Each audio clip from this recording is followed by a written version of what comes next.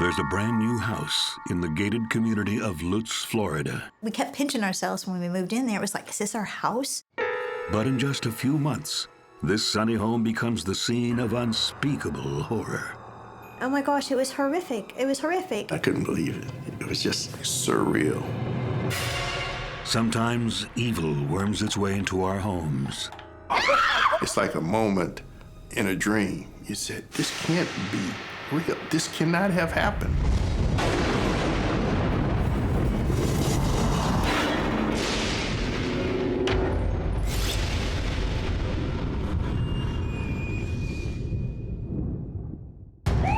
On November 1st, 2006, police answer a desperate 911 call.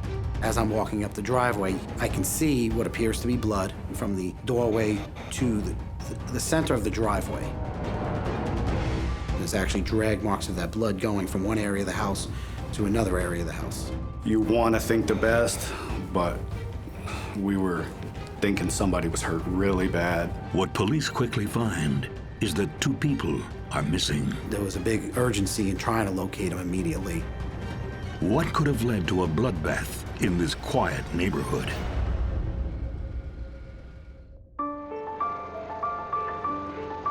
In 1997, 38-year-old Galen Eugene Thurno, Gene to his friends, moves to Columbus, Nebraska. He was from the Kansas City area. His father worked there. He had one sister who he adores and another older brother and a younger brother. We were a conservative family, had a great childhood, all of us. After a stint in the Air Force, Gene takes on a job as an air traffic controller. You could handle a lot of the stress, things like that, and that's something that he decided to go for. Thanks a lot, buddy. At the Columbus Flight Service Station, Gene fits right in. Gene was a very nice individual. He was one of these guys that if you were going to go out and lay sod, we'll say, hey, you need some help, I'll be over. And in this kind of tight-knit group, fitting in is important. You become a member of a very small, minute team. You have camaraderie. You will know those people for the rest of your life.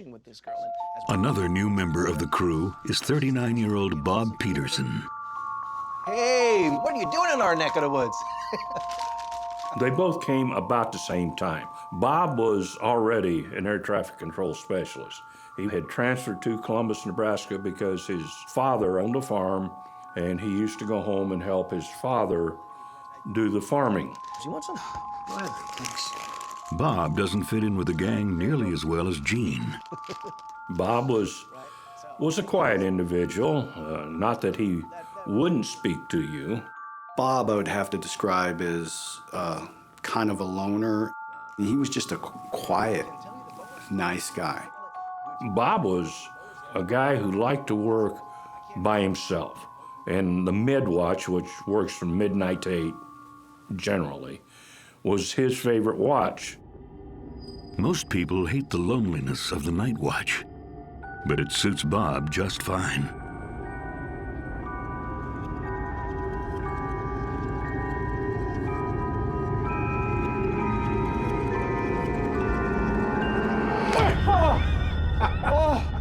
You scared the living daylights out of me. Should have seen your face. Oh, I got you there, didn't I?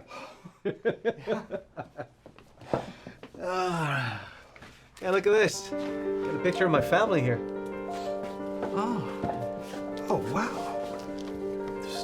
Oh, I love that breed. Introverted as he is, Bob bonds with Gene over their love of dogs. The pretty one there in the middle, that's Princess. She's my youngest one. Gene had Dachshunds, and he bred them, and they had puppies. Can I have one? If you're a good home for my puppies, I'm more than happy to give you one. He loved puppies, too. He was always talking about his puppies. Gene loved his dogs. They didn't eat out of a bowl. They didn't, have their dog food. He had plates for them, and they ate whatever he ate. And they were his babies. He loved them to death. Gene's easy for Bob to get to know. He was one of these guys that would sit there and talk to you during the free time at work. You come over to my place, I'll introduce you to the mother, and you can pick a puppy. While things at work are going well, Gene's home life isn't quite so happy. His marriage to wife Sherry is headed toward divorce. He was married about 20 years. Gene gave her all the love that he could. Sherry, you can't be doing this. She just wasn't able to give back. She was a nice person, but also a selfish person. Gene, it's over. The final straw, her ex-husband had come back and promised her the world and that he would take care of her, and so she went away. He had some close friends that were essential for him getting through all this. Because obviously divorce was not what he wanted, but it was a difficult decision for him to come to. Sherry. His divorce comes as no shock to his co-workers. There are few secrets in this tight-knit world. It did not surprise me that they split up and went separate ways. Women, huh? Everybody had to concentrate on convincing him that he needed a new life. That's really good news. January 2002, Gene asks for a transfer to St. Petersburg, Florida. Part of the draw to get to St. Pete was just to be around family. It was like a breakaway, a new start. What's going on? Hey, I'm being transferred to Florida. Sunshine, I can't believe it. Gene's transfer will leave a hole in this close community. It's great. Congratulations. Thanks. Gene seemed like one of Bob's only friends. It doesn't take Gene long to find a new home. And soon, he starts looking for something else. A new love. It was very helpful to find somebody. He just wanted somebody that would love him as much as he could love them. Things are also looking up at his new job at the Flight Service Center in St. Petersburg. He transferred to us as an air traffic control specialist, and he worked out just perfectly at our job. As always, Gene gets along with everyone. Just a wonderful gentleman. Oh, this is your desk. Great guy to work with. Just a real good person. JJ, this is Gene, our new transplant from Nebraska. We already met. We have. But it's not quite love at first sight for 43-year-old Juanita, or JJ to friends, a fellow air traffic controller. Gene came January after 9/11, and after that event, there was heightened security. Someone else was coming in, one coworker, and then Gene was right behind him, like to piggyback, and it's like, whoa. Who are you? I'm Gene Thurnow. I just started today. Where's your badge? Yeah, sorry. Right here. Okay, fine. Thank you. That was the first time I met him, his first day at work. I challenged him, as they called it, so. JJ's on edge for a reason. She's having a hard time with her husband. We'd been married 20 years, 3 children. He was just a very controlling person. JJ, would you happen to have a stapler? Oh, of course. Here it is. Oh, sorry. The pair become fast friends, but with just a hint of something else. We were talking about where we came from and everything. He had just gotten divorced. I was close to going through one, and so we kind of, shared that. I would watch her sit next to him, and she would kind of talk to him, and he'd say something, and she'd giggle, and then that would be that I could see that connection. But even with love knocking at the door, Gene is soon haunted by his past in Nebraska. Anytime you're going to move out of state for someone, that has definitely gone into full obsession mode. Gene Thurnow is starting a new life in Florida, far away from a disastrous marriage in Nebraska. But his past is about to catch up with him. It starts with a strange letter from his old co-worker, Bob Peterson. Bob had sent him pictures of the apartment that he was in when it was empty. And it's not just these photos. His ex-wife Sherry won't leave him alone. He was starting to get a little tormented because now she was talking about coming back or coming to move in with him, and I felt he was feeling a lot of pressure about that. But Gene is resolved to start afresh. He starts building a new house in Ellendon. Very nice community, I would say. Middle to upper class community. The homes in that area were in the $300,000 to $400,000 range. I'm sure you'll find everybody friendly. During the construction of his new home, the past becomes the present when a familiar face appears. Bob! Hey! Well, how the heck are you doing, buddy? Good, good. When Bob got a transfer to St. Petersburg, we did not think it odd at all. We figured he was doing it for his career. A freshly minted Floridian, Bob needs a place to live. His timing is perfect.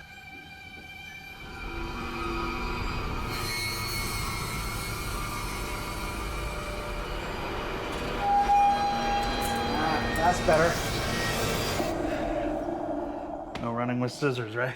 Gene had just built his new house, so he was vacating a rental property. I love it, you know, home sweet home, right? And the dogs. So Bob did move into the rental home that Gene had had. I went to check out the way they built before. Bob settles into Gene's old place and his own new life. Yeah, no, it's great. But little else has changed. I never saw him interact and take part in the social kind of activities. He was just very quiet. You kind of didn't know he was there. I mean, he got trained, and when he sat down, he pretty much kept to himself. Yeah, I know. We have to go back to work, I guess. I'll just leave it there if you guys want to take a look at it. They've got, like, really good models in there. JJ is one of Bob's first new work friends. When you're done with the newspaper, could I read it? JJ is going to make you feel comfortable no matter who you are. Yeah, absolutely. I'll drop it off just right after I'm done. Thanks. Yeah, no problem. From that day on, when I would come into work, he would have the newspaper at my desk. He had already read it, but he would have perfectly folded it back in the same creases that it was, and it'd be sitting there waiting for me. And JJ has more on her mind than helping Bob fit in. Her marriage is over. Divorce is a terrible thing. Okay, but I usually always say sometimes divorce can be a good thing too, so in this case it was. Actually, I'm kind of relieved now. She turns to Gene. She had a bad, divorce, similar to what Gene had gone through. And that was something I believe that helped them relate together even more. What about Sherry? I heard about. Gene gets some bad news of his own about his ex, Sherry. Her health was failing, and she had passed away. She's in God's hand now. It's a shock, but Gene finds solace in the new life and the new home he's building. I couldn't help noticing that, do you do stained glass? He throws himself into decorating his new home. I'm looking for someone to do a stained glass door. He goes, "Can you make me stained glass doors?" I'm like, "Whoa, yeah." Why not? Yeah. That's how we started, spending more time together. After JJ's divorce is finalized, 2 years after Gene moved to St. Pete, he steps up and asks her on a proper date. It wasn't too long, and he was already saying he thinks he may have found the one. Since coming to Florida, Gene has returned to his faith and is a devout Christian, something JJ finds compelling. Faith played a large role in our family. Gene originally is who got her back into church and went to church with her and made it such a part of their life. Sorry, guys. I'm late. Faith also connects Gene and JJ to their co-worker, Bob. We would work Sundays, and we would go to church just down the road, and Bob would frequently go with us. Bob even begins to emerge from his shell. We would have Secret Santa at work, where we try to limit it to like $10, $15 a gift. But one time, Bob got a name of a coworker. I got that for you. He went out and got her like a $100 gift card at the grocery store. I hope you like that store. Bob would be the first one to go around. "Hey, I got my truck. I'll go get the Christmas tree." He would always be like volunteering in that capacity and very generous in those things. Bob is also helpful in other ways. He does everything he can to encourage Gene and JJ's relationship. I was thinking that maybe we could switch shifts. I can take your shift tonight, and you could work mine tomorrow. What for? You can work all day tomorrow beside Gene. Gene and I didn't work the same hours, so he would say, hey, do you want me to work that 10 o'clock shift or that 3 o'clock shift for you so you could work with Gene? Thanks, buddy. Happy holidays. It's such a wonder to have him around.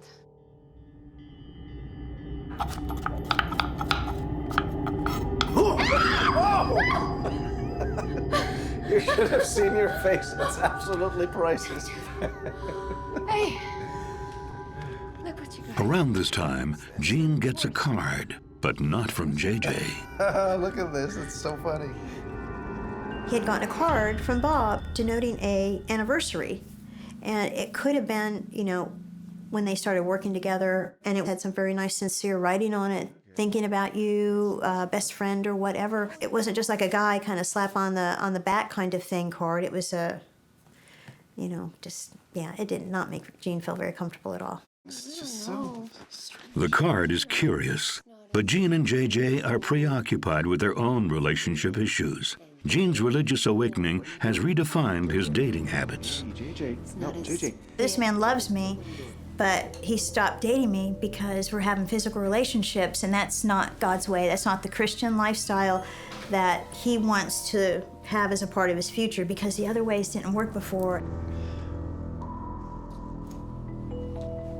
Gene decides to break it off, but he can't seem to stay away from JJ. Bob notices. Hey, Gene.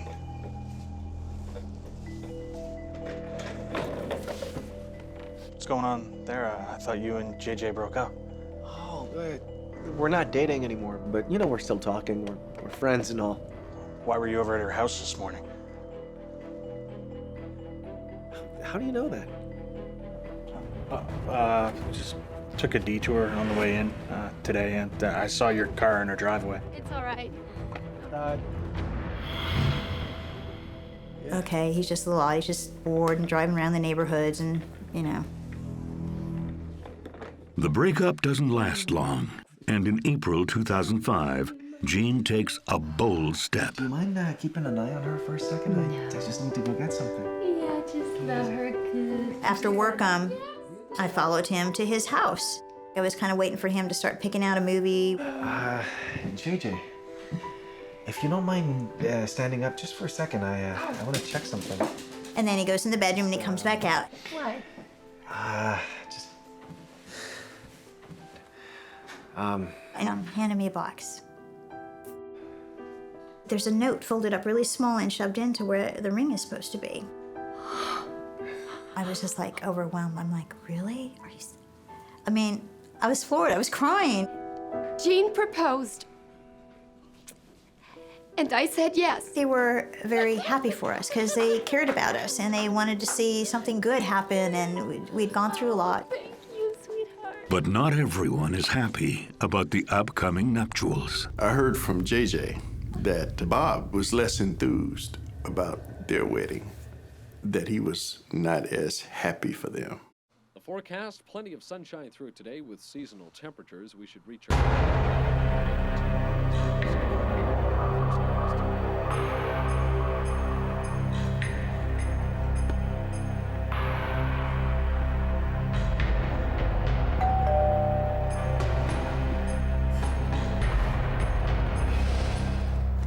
He gave us this this beautiful vase. It was a crystal Waterford vase. It was a limited edition, and I think the value was like $600 something. And it was like, whoa, okay, thank you, Bob. So by the wedding day, any ill feelings are swept away. We did it at Jane's house. It was just so quaint and beautiful. And then the next day we went down to Key West for our honeymoon. With the knot now securely tied, Gene and JJ are ready for a new place, together. We decided that we were going to sell Gene's house and my current house and then build our own. They were building a beautiful home, very nice community. That subdivision was a newer subdivision at the time. Homes were just going in. It was a gated community. It's not just a new house in a safe community. It's their dream home. This is going to be our sanctuary. We're going to raise kids here. We're going to live here. We're going to retire here. We're going to celebrate it with our family. Gene puts his current house on the market. So what's the temperature of the pool now? Oh, it's probably around 78 or something. And Bob's the first in line to visit. Mind if I take a dip? Mind if I indulge? Oh, yeah, why not? Sure, go right ahead. He thought it was going to be like a day lounging around the pool, but Gene and I, we had other things planned for the rest of the day, so he seemed a little disappointed that we weren't enjoying the pool too. Hey, look, you know, I know I already rented your apartment, and would it be weird for me to maybe suggest that I might be in the market for this house? Oh, wow. Taking it off your hands?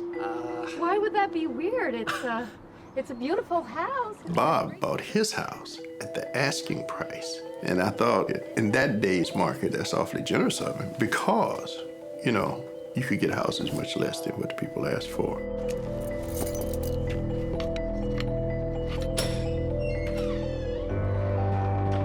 In fact, Bob loves it so much that he requests that the home come with all its furnishings. And so Gene sells everything to Bob. It was a model house. It was perfection. You wouldn't want to have changed a thing.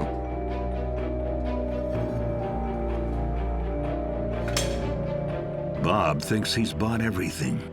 But when he sees that the bedroom linens and bedspread are not included, he's disappointed. He went in there expecting to get like the bed totally made with pillows and sheets, and it was like, no. It's like, why does he want these personal items, these things that are so intimate? I wrote out, okay, I don't know if Bob's had a house before, you know, maybe he just doesn't get it. And Bob's behavior, already odd at times, is about to get even stranger. It was, you know, such clear evidence that he was keeping really close tabs on them. After months of construction, Gene and J.J. Thurneau's dream house is finally finished. We kept pinching ourselves when we moved in there. It was like, is this our house? As both have had tumultuous marriages, they swear this time and this house will be different. Look what I have. It's the picture. Oh, it's absolutely perfect. Oh. We were not going to have any kind of negative feelings in this house. There was not going to be any arguing or yelling. We were looking forward to inviting lots of people and friends over to share that with him. Bob's also been busy. He comes to work one day in the last week of October to show off his new baby, a shiny new car. I almost went with the stick, but I stuck with the automatic, the guy. So he is showing Gene the car, and at that time, it had the GPS in it. Bob was showing him how he had typed in all of the coworkers' addresses, and he had physically gone around to see, like, where everybody lived. You have to see Margaret's place. It's humongous. It's like a mansion, like a palace. You've been there? Well, I've not inside, no. I've driven by it a bunch of times. He's single, he's odd, he's lonely, all right, you know. And look at this. Yeah. 22. Yeah. Then at that time, too, he also showed Gene a gun he had in his glove box. Yeah. I'll just take that. Thanks. Back off. Yeah, this is my baby, my two babies. Never know when you're gonna need protection, right? Tell me about it. Bob came from a farm. Gene, you know, he'd been hunting and stuff, so I didn't think anything to be excited about it. These guys were used to being around guns. But Bob isn't content to show off his new toys. He wants an invitation to see Gene and JJ's new home, and he's not shy about it. Hi, Bob. How are you? Good. Yeah. Oh. Still $1 million short of being a millionaire. No, I'm good. Look, I was just calling because I didn't hear back from you and Gene about coming over to see the new place. Oh, one sec. I'll check with Gene. Yeah, go ahead, ask him. I don't mind waiting. Yeah, all right. Yeah, I guess that'll be okay. Well, how about November the 1st? You know, I think that's a good day for everyone. We all get off at the same time. I can just I can head over right after work. Okay, great. Okay, then. All right, you guys have a good night. He says he has a present he's just dying to give them. He kept saying, oh, I got this awesome housewarming gift idea for you guys. You're not going to believe it. On November 1st, the three head for the new house. So, Bob, you're gonna follow us? I know where it is. GPS. What they don't know is that Bob knows the route by heart, even without his GPS. You see the pool right there, so. When they finally arrive, Gene proudly gives Bob the grand tour. You want some pizza? Yeah. Yeah, if you don't. Thank you. You're welcome. That's great. Hey! The three chat for a bit, but JJ is restless and keen to get on with their night. Gene and I had plans. We had a list of things to do. We were just expecting Bob's visit to be kind of short. Would you like something else? Yeah, sure. Why don't we have some tequila? What about iced tea? I offered him several beverages, thinking he was done, and it was always something different. He just kind of kept lingering. Bob finally gets up, I'll be right back. Okay. but only to grab something from his car. He wanted to show us the gift that he had anxiously and carefully prepared. That's for you guys. The ultimate housewarming gift.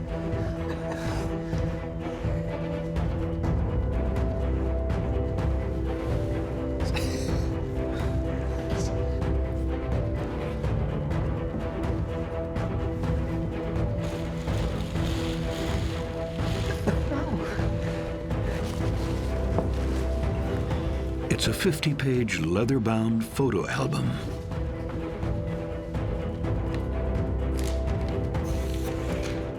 It's stocked with photos of JJ and Gene's house through its various construction stages.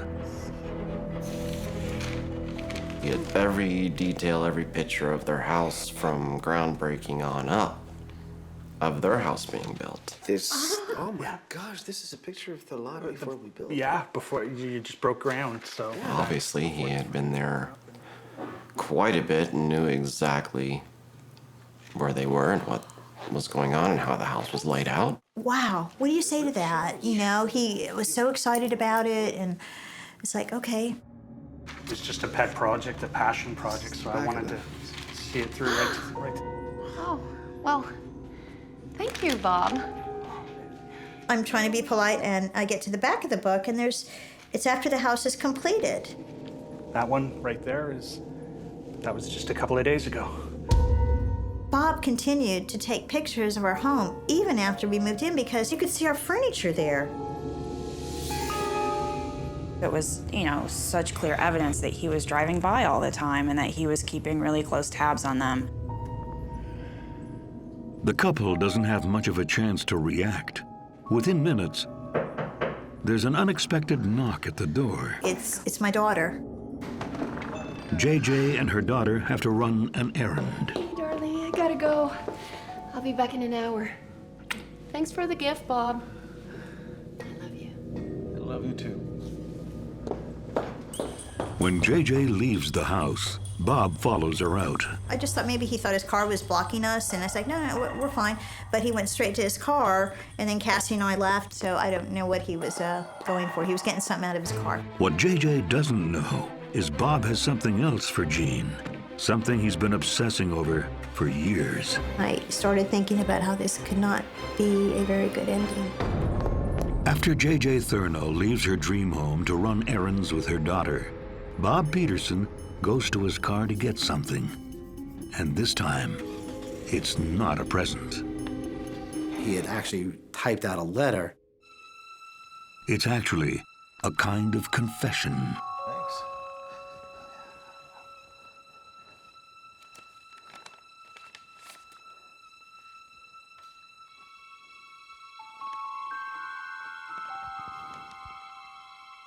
Dear Gene, I have tried to say this to your face, but I always chicken out. I guess I really am a coward. That's why I'm writing this letter instead. I get the impression that most people think that I'm gay. To be honest, I don't know what I am. Gene is stunned as he continues to read. Between the ages of 19 and 25, I had sex with 25 different men, yet I wasn't in love with any of them. Never been in love with another man until I met you. Do you believe in love at first sight, Gene? Bob decided he was gonna tell Jean about his true feelings. I envy JJ. She can see you and touch your naked body every day. Gene, I love you with all my heart and soul, and I only want to bring you pleasure. I know how good it feels. From personal experience all those years ago, I realize this goes against the teaching of the Bible, and I've already asked God's forgiveness, and I know He will forgive you also. Gene's shock turns to anger when he reads, I'm not leaving your home until you let me taste your manhood.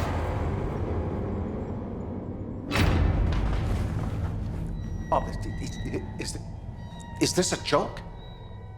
No, I wanted to tell you this for a long time. Bob, this is not funny. You're gonna have to leave now. I'm not going anywhere, Gene. No. Bob, I want you to grab your jacket and get out of my house. No. Now. No, Gene, look, I know that you're scared, but you don't have to be, okay? You don't have to be afraid. JJ doesn't have to know. We can be together.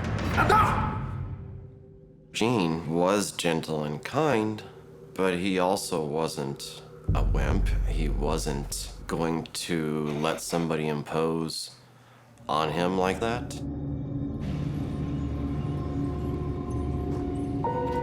When JJ returns, she's relieved to discover Bob's car is gone. But he's left something in his wake. I see these dark red marks on the driveway that lead to the front door. Well, our front door is maroon. One of our projects was to touch up the front door because chips of paint had come off, and I thought, oh, Gene is starting to do some of our to-do list. The door is unlocked. Honey, Gene? You home? Gene? Then she sees something odd on the floor. It was so wet, and the reflection from the light, it just looked really fluorescent. And I remember reaching down and touching it, and it was wet, and I actually wiped it on my pants. But this wet red liquid isn't paint. What it was blood. The trail leads toward the Christmas tree, where she also sees Gene's shirt. And I see the shirt, and it's bloody, and there's more blood over there. And it's like, it's just so odd how your mind works with you, how it kind of, oh, it's not what you think. No, it's something else. It's something else. Oh, maybe Gene was trying to put in the stained glass doors and somebody got cut. Oh, maybe that's it, because that was the shirt he was wearing. Maybe, oh my gosh, maybe they're at the hospital. JJ calls Gene's cell.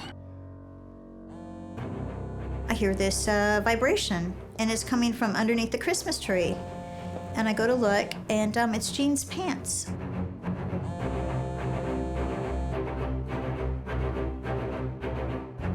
I see his shoes and his socks, and I see his underwear.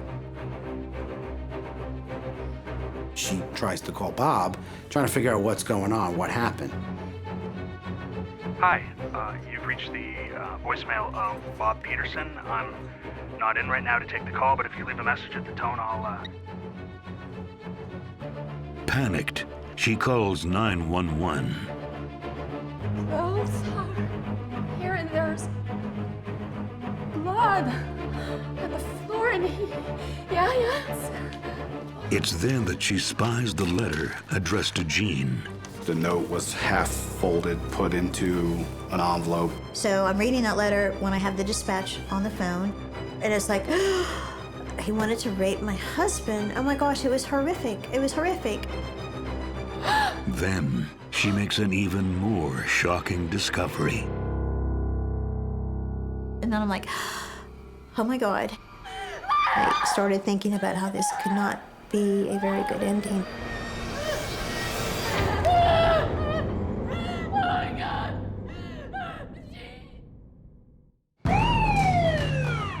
The police arrive in a matter of minutes.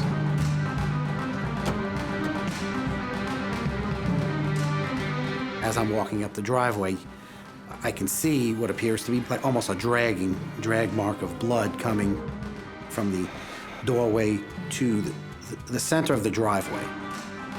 We walk into the front door, there's actually drag marks of that blood going from one area of the house to another area of the house. We see an unfired bullet on the floor.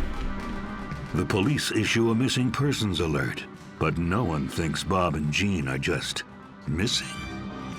You want to think the best, but we were thinking somebody was hurt really bad, not knowing which one. Could have went either way. There was a big urgency in trying to locate him immediately. The home is considered a crime scene, and investigators work throughout the night. JJ's not allowed back until the next morning. She's not alone long. By the afternoon, she's surrounded by family. I was at work when I first got the call from JJ.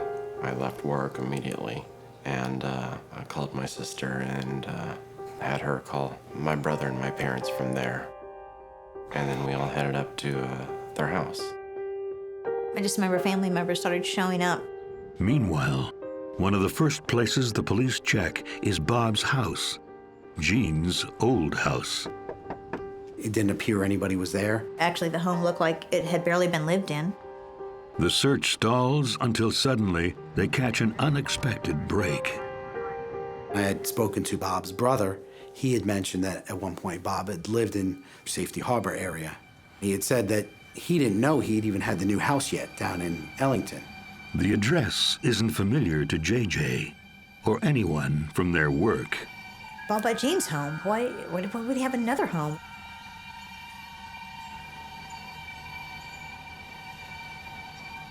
Me and Lieutenant Seltzer went down to check the address. We start looking at the house before we knock on the door, because again, we know somebody was shot. We have to be tactical.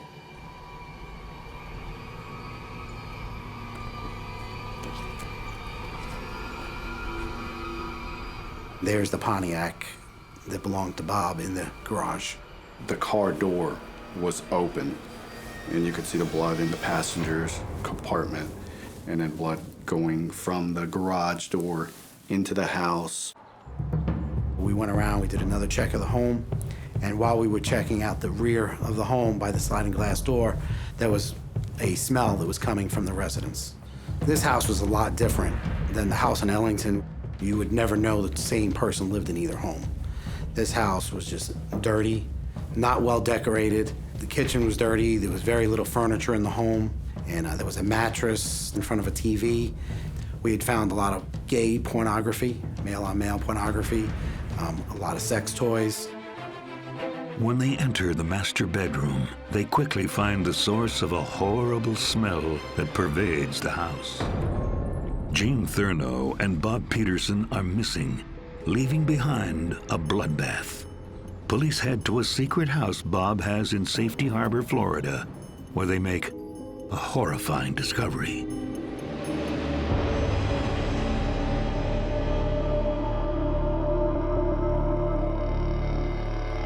Bob was lying in bed. He had a gunshot wound to the head. And Bob isn't alone.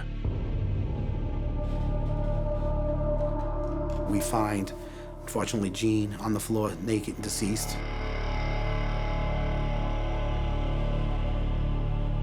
It appeared he had 2 gunshots to the head. That's not his only injury. An inspection of the body revealed that Bob had removed Jean's private parts.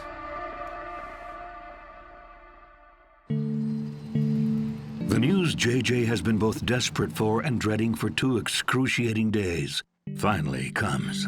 November 3rd, comes up, it's in the morning, and Detective Seltzer comes in. Mrs. Thurno, I'm sorry. We found them both. They're both dead.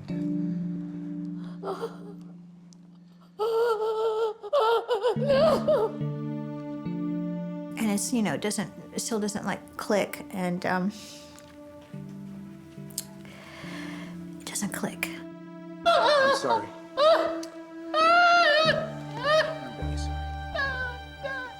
But why did Bob kill Gene, the man he claimed to love? The police have a theory. Enough!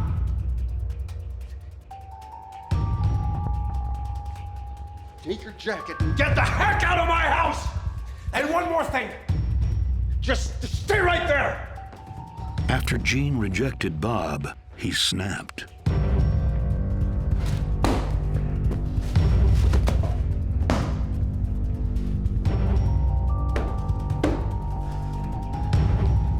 Whoa, whoa, whoa. This is no joke, Gene.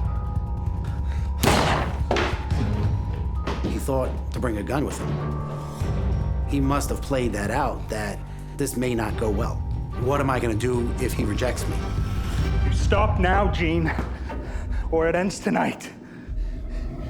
Accept it. Stop! Okay, all right. Bob, okay, just relax, buddy, okay? It's all good, okay? Let's talk about it, okay? Listen to me, okay? We'll talk about it, all right? Just lower the gun now. We'll talk about it, okay? Just relax, buddy, okay?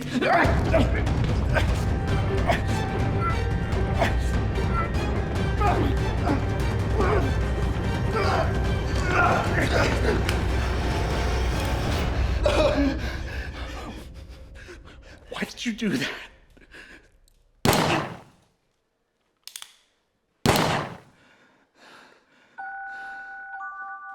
I think Bob loved Gene, but I think he could not deal with Gene loving somebody else.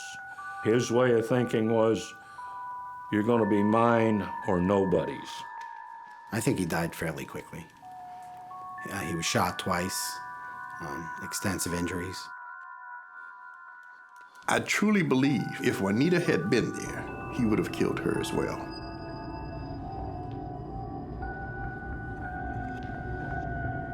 And why he removed Gene's genitals remains unclear.